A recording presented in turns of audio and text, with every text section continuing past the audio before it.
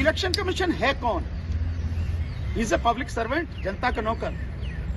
इतने समय तक उसने मूर्ख बनाया इस देश की भोली भाली जनता को, और उसने कुछ नहीं कहा, तो वो ये मान के बैठा है कि सब जैसा वो हुक्म देगा वैसे ही मान लेंगे। ये संभव नहीं है। मैं बार बार इलेक्शन कमीशन को चेतावनी दे रहे हैं हम लोग कि इस बार ईवीएम से चुनाव होने नहीं देंगे। उसकी समझ में ये बात आ जानी चाहिए, ये बात आ जानी चाहिए। ये आंदोलन इस देश के कोने कोने तक, गांव गांव तक, घर घर तक पहुंच चुका है। मैं आपको बताऊं, हमने कल ही इस समय जो प्रेस कॉन्फ्रेंस करी थी, एक नंबर हमने मिस कॉल के लिए जारी किया था, 9667222062। आपको जानना है उस फोन की क्या हालत है? इस प्रेस कॉन्फ्रेंस पूरी तरह से खत्म नहीं हुई थी और उसके बाद मिस कॉल आनी शुरू हो गई। उस समय से देखिए, ला दिखा, मुझे दिखा, मैं दिखाता हूं, जरा 1 मिनट दिखाइए, मैं आपको दिखाता हूं। इसको आप सारे के सारे साथी देखिए, लगातार इस मतलब एक पल के लिए ये फोन, एक पल के लिए ये फोन बंद नहीं है। इतने फोन आ रहे हैं और लगातार लोगों के फोन आ रहे हैं कि आपका फोन बिजी आ रहा है। हमने कहा भाई खराब होता तो समझ में आती, आप कह रहे बिजी आ रहा है तो हम क्या करें? आप तो अपनी आंखों से देखो। आप एक पल के लिए 24 घंटे अब होने वाले हैं, ये फोन बंद रही। इतने फोन लगातार आ रहे हैं, 5000 अब तक आ चुके हैं।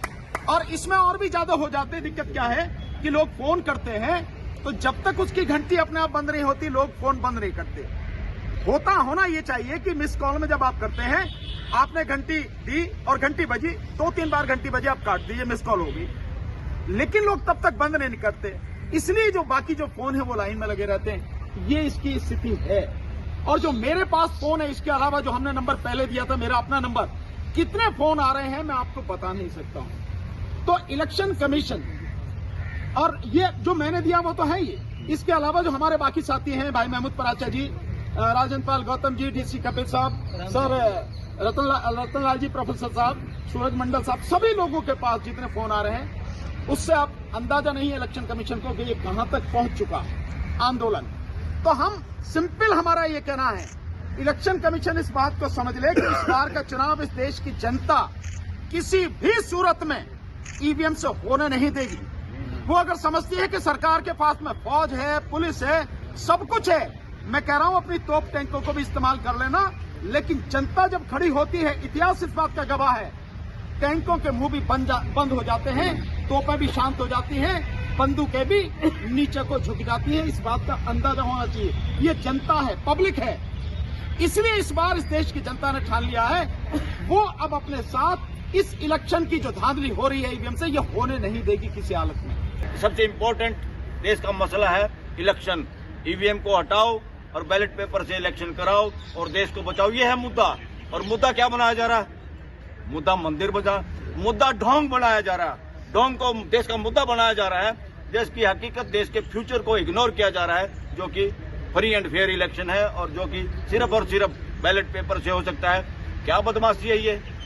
ब्लैक शीशा, अरे उसकी आंख खराब हो रही थी ईवीएम मशीन की, तुमने काला शीशा लगवा दिया। कोई किरणों से उसकी आंख खराब हो रही थी ईवीएम मशीन की। क्या बदमाशी है ये? ये सरेआम चोर की दाढ़ी में तिनका नहीं, चोर का चेहरा काला पूरे देश को दिखाई दे रहा है। ये चोर लोग हैं, सत्ता में जो बैठे हैं वो चोरी पे आमदा हैं और उसके जितनी संवैधानिक संस्थाएं हैं वो गुलाम बन चुकी हैं। वो उन चोरों का साथ देने के तैयार खड़ी हैं, इसलिए वो बातों का जवाब नहीं देती। बातों का जवाब सरकार का मुखिया ही नहीं देता, इलेक्शन कमीशन की कहाँ हिम्मत है वो जवाब देगा? तो ऐसी नपुंसकता के दौरान जनता को स्वयं खड़ा होना होगा।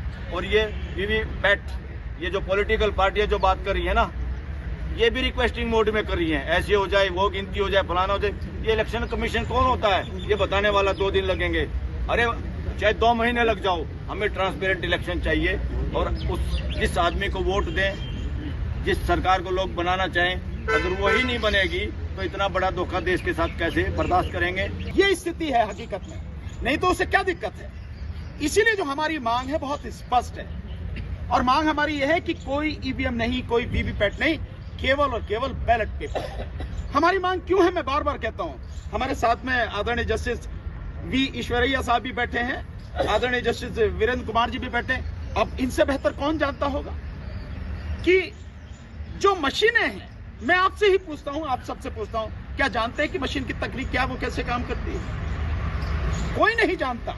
मैं बार बार ये सर, इसलिए इसका कोई मतलब नहीं है जो इंडिया गठबंधन भी बात कर रहा कि पर्ची दे दो और उसे डाल दो डिब्बे में। कहानी खत्म करो ना, पर्चा हाथ में दो, उस पर ठप्पा लगाओ, बैलेट बॉक्स में डालो, गिनवाओ, छुट्टी। बहुत सीधा सा है। इसीलिए अब मैं जो हमारे साथ में आए हुए हैं हमारे इस पैनल में, बहुत ही इसमें एक चीज़ मैं ऐड करना चाहता हूं, बस सिर्फ कि एक कानूनी प्रॉब्लम बताई जा रही है कि जो इलेक्शन के रूल्स हैं उसमें चेंज करना पड़ेगा, उसमें पार्लियामेंट को इन्वॉल्व करना पड़ेगा। हालांकि पार्लियामेंट का सेशन अभी हमने देखा था, नई पार्लियामेंट बनाने के लिए सेशन बुला लिया गया था, लेकिन उससे भी बड़ी बात यह है कि यहाँ सब लीगल ल्यूमिनरीज बैठे हुए हैं। कोई भी रूल अगर चेंज किया जाता है तो उसका प्रोसीजर ये होता है कि वो रूल इम्प्लीमेंट तब हो जाता है जब वो रूल बना के पार्लियामेंट में प्लेस कर दिया जाए। जैसे ही इलेक्शन कमीशन, क्योंकि नोडल एजेंसी इस रूल के बनाने वाली इलेक्शन कमीशन होगी, तो इलेक्शन कमीशन अगर रूल चेंज करके पेपर बैलेट का रूल बना के डालती है, पार्लियामेंट में सिर्फ प्लेस करना होता है। हर एक कानून में ये लिखा होता है, as soon as the amended rules are placed before the parliament, place करना होता है, कोई पास कराने की भी जरूरत नहीं है। तो ये कानून है, ये भी मैं आप लोगों को क्लैरिफाई करना चाहता था। कोई बहाना नहीं चलेगा, कोई भी लीगल जो इम्पेडिमेंट है वो है ही नहीं, ये सब झूठ है, इसके ऊपर हमें जाना नहीं। और जनता ने जब तय कर लिया है सिर्फ और सिर्फ पेपर बैलेट से होगा चुनाव हमारा, तो चुनाव आयोग कैसे तय करेगा कैसे होगा इलेक्शन? जनता चाहती है पेपर बैलेट से ही चुनाव होगा, सीधी बात। अब मैं आपके सामने बुलाना चाहूंगा बहुत ही सम्मानित आदरणीय जस्टिस वीरेंद्र कुमार यादव साहब को, वो आए और आपके बीच में प्रेस को संबोधित करें। अभी इलेक्ट्रॉनिक वोटिंग मशीन के ऊपर जो बात हो रही है वो 100% सही कही गई है। और जब किसी चीज़ की विश्वसनीयता खतरे में पड़ जाए, कोई भी शंका उस पर कोई उठाए, तो एक हम भारत के लोगों की निष्पक्ष और पारदर्शी चुनाव का जो अधिकार है, जानने का जो हमें अधिकार है, उस पर गौर किया जाना चाहिए।